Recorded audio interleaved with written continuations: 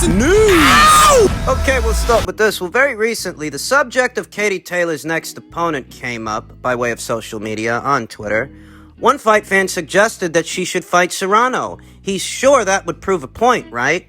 To which I replied she tried. Amanda Serrano walked away. And Amanda Serrano herself quickly chimed in. So many words, Amanda said, "It's considered the biggest fight to be made, and everyone wants to see it. No reason why the money should be so lopsided. Contrary to what is said, we conduct business our way. Not agreeing to whatever has been offered to us has made our income go way higher than it was. It's the biggest fight to be made. I'm supposed to negotiate the biggest purse possible on my behalf. That's how negotiations go. You wouldn't know because I'm sure you were never a fighter in any position to understand this. The biggest fights require the biggest purses.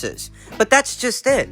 For Amanda Serrano, that was the biggest purse. You don't need to be Hurricane Carter to know that. According to Amanda, the biggest fights require the biggest purses. And that much is true, that much is obvious. And for Amanda, that was the biggest purse on the table. She hasn't received a comparable purse since then. Do you think she made in the Dominican Republic fighting Diana Santana for the second time?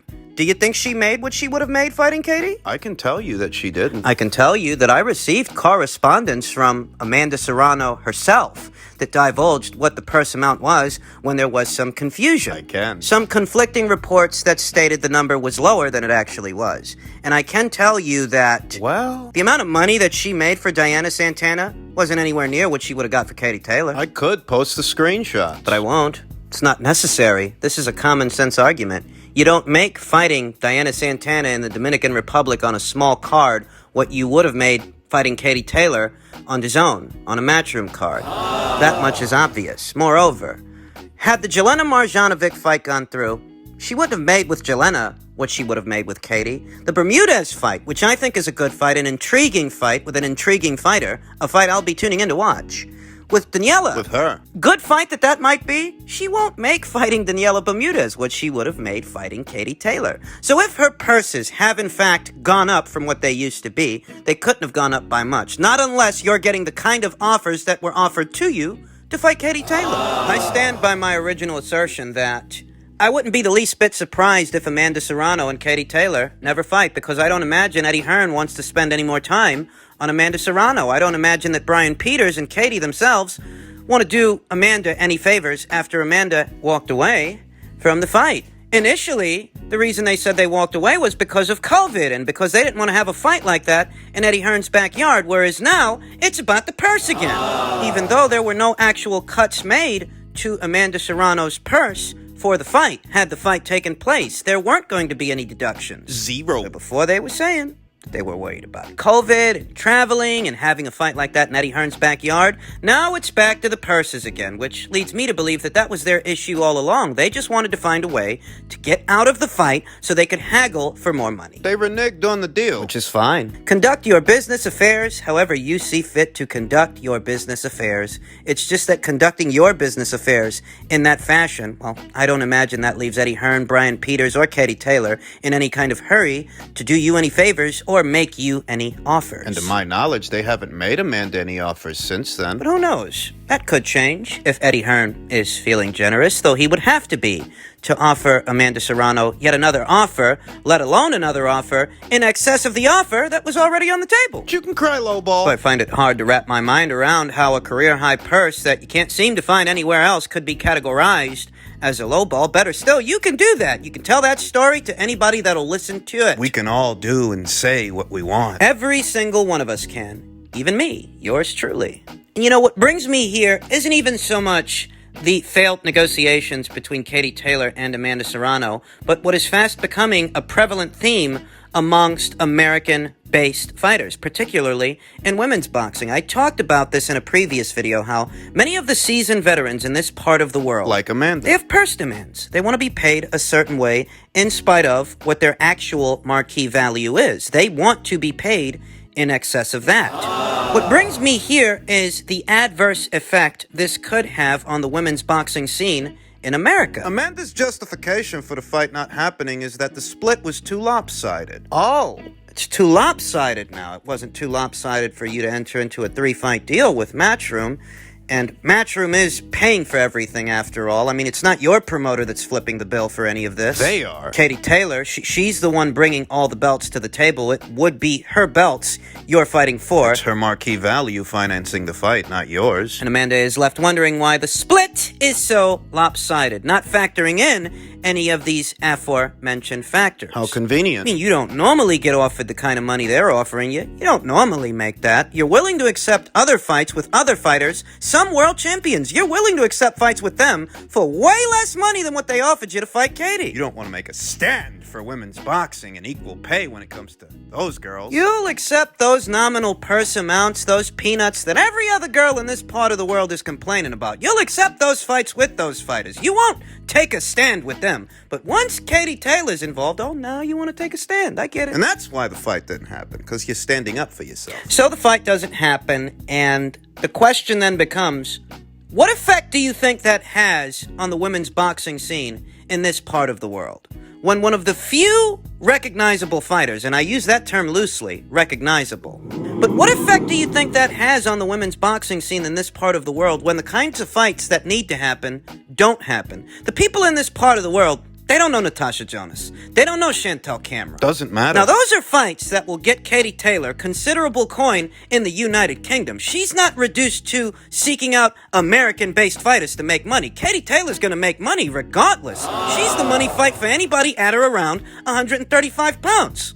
She doesn't actually need anybody all that specific to keep being the highest-paid female boxer in the entire sport. It's a big part of the reason all these girls want to outbid themselves with Katie. They got it in their heads they're supposed to get what she gets. Or something comparable. But I digress. What do you think happens to the women's boxing scene? What do you think continues to happen to that scene when the kind of fight that needs to happen doesn't happen? When the trend becomes, for American-based fighters, to outbid themselves? What do you think that does to the women's boxing scene? I mean, even men's boxing in this part of the world, that audience, it is shrinking. Have you seen the numbers for the Benavidez-Ellis fight on Showtime? A little over 200,000 views on a premium cable network that has millions upon millions of subscribers. Tell you something, boxing ain't what it used to be here in America, and don't let anybody tell you different. The audience is shrinking. It is. Oh, it's a wonder I'm still a boxing fan after all these years. Situation's even worse for women's boxing. The women in this part of the world are still fighting to get the same kind of audience that the guys are getting, even though the audience that the guys are getting, have been getting, that audience is shrinking. So what hope do they have of achieving that when the fights that need to happen don't happen? This is why I stated in a previous video that the hope for women's boxing here in America rests not with the seasoned veterans like Amanda Serrano, but with the next generation of fighters. That younger generation that doesn't harbor all those hard feelings and feelings of entitlement. They're all trailblazers. They've all contributed to the sport in their own way. It's just that those experiences have now left them jilted and bitter and likelier to outbid themselves with someone like Eddie Hearn. And a fresh-faced fighter that doesn't have all those feelings of entitlement. Overall, the sport here today is in a better place than it has ever been. It does continue to grow. However, the sport in the United Kingdom is flourishing in a way that it's not necessarily flourishing here in the United States. You have several girls over there in the United Kingdom. UK-based fighters fighting on major cards. Major cards. Not small shows. They're being seen fighting on very big platforms. Getting familiar with an audience. Case in point, this weekend, Lawrence Okolie is going to be challenging Krzysztof Glowacki for the WBO title, Cruiserweight. On the undercard of that fight, two of Matchroom's recent signees, Ali Scotney and Ramla Ali, are going to be in action. They're going to get seen. They're going to get seen by the people that got Sky Sports. They're going to get seen by the people that have DAZN. 200 plus countries around the world. But here, in the United States, what's supposed to be the biggest name in women's boxing in this part of the world, Clarissa Shields, well, she just fought on an obscure pay-per-view platform and only brought in a sum total of what? Somewhere between 10,000 and 25,000 pay-per-view buys. I mean, there's no comparison. Plus said that because the Layla Ali versus Ann Wolfe fight never happened, that hurt the sport. Was said that because Lucia Riker never fought Holly Holm, because that fight never took place, that also took away from the sport. So when I think of Serrano versus Taylor, I categorize it in that same filing cabinet, with the difference being that Katie Taylor can still afford to have mega fights that are going to keep her the highest paid woman boxer in the world. But can Amanda say the same thing? Is playing the blame game in the United States really helping anyone? If that makes you feel better, knock yourself out. In other news, Dillian Whyte had this to say. He says, Wilder has lost his mind. Andy Ruiz would beat him. He's quoted as saying, people lose and they do crazy stuff. Why is the guy posting a picture, wine glass, candles, and a random gun on the table with his shirt off, looking like he's stoned out of his mind? I was thinking, oof. Hopefully he doesn't blow his own brains out, man. The guy's clearly drunk or he's high or whatever he's doing there. It's mad, Whyte told IFL TV. I know he's allowed to have guns and he shoots a lot of guns, but it's weird. Maybe he's just showing people, don't worry about me, I'm living life. I think Ruiz would beat Wilder, to be honest. Wilder can't really box and Wilder's lost his mind, man. The guy's lost his mind, man. I don't think he'll ever box again. His mind is completely gone, Whyte said. Gone, gone, gone, gone, gone. If you follow his stories and the pictures he posts and things he's been doing and saying, the guy's lost his mind. Well, that's one way to put it. You know, the subject of Deontay Wilder versus Andy Ruiz Jr.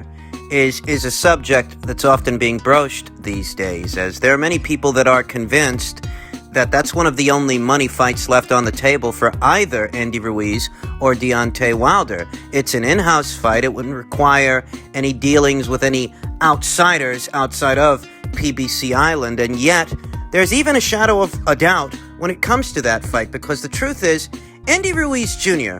lost the rematch to Anthony Joshua before Deontay Wilder lost his rematch to Tyson Fury, and Andy Ruiz is already on the comeback trail.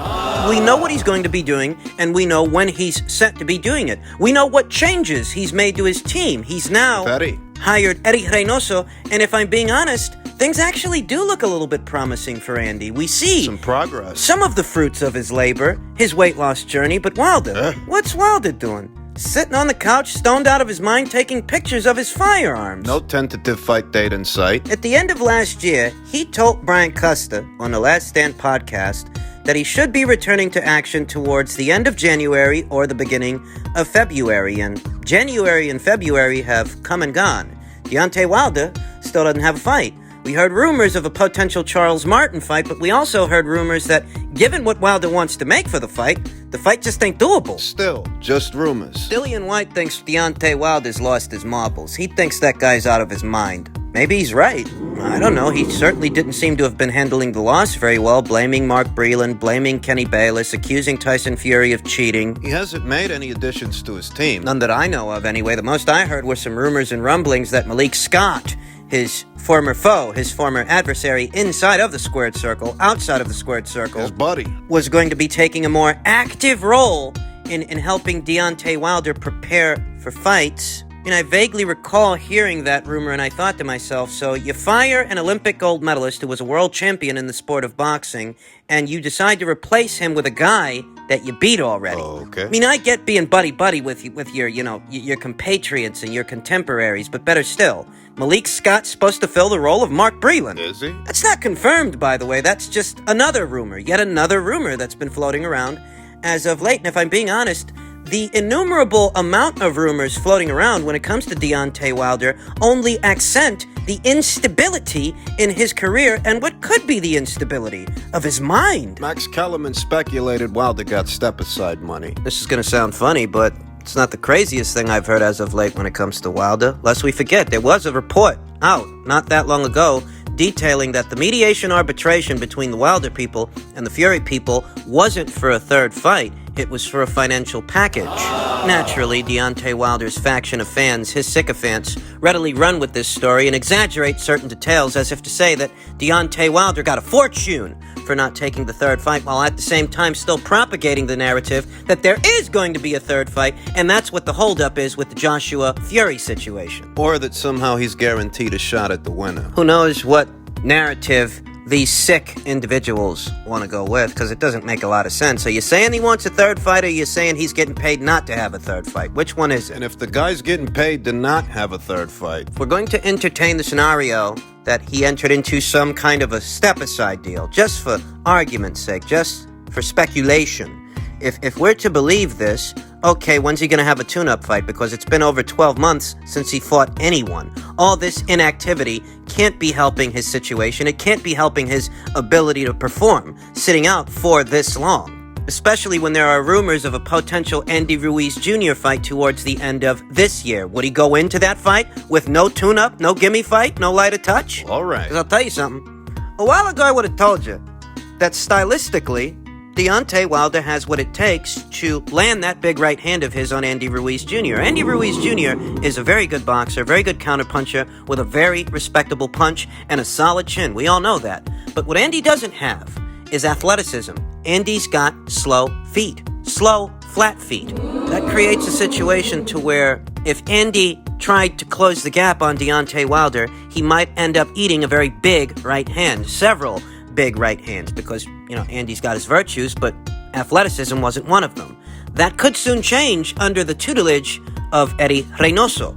Andy don't look like the same guy he used to be. Doesn't look like he's been skipping leg day. When you see a height differential like the one in play between a Deontay Wilder and an Andy Ruiz, for Andy, it's a question of getting close to the target, slipping past the jab or the big right hand. Slip and hook. Slipping, ducking, dodging, and weaving those straight shots from a Deontay Wilder in order to get close enough to that guy to start landing bombs. Big hooks. Right. Before, I think that would have proven difficult for Andy, but depending on what Andy can do now, maybe Dillian Whyte is right. Maybe this Andy Ruiz Jr. beats this Deontay Wilder. This inactive, potentially mentally compromised Deontay Wilder, who was never much of a boxer to begin with. If his claim to fame was anything, it was his power, his big right hand, not his boxing acumen. It's not far-fetched. We're going to be seeing Andy return to the ring very soon against Chris Arreola. His gimme fight, his tune-up fight.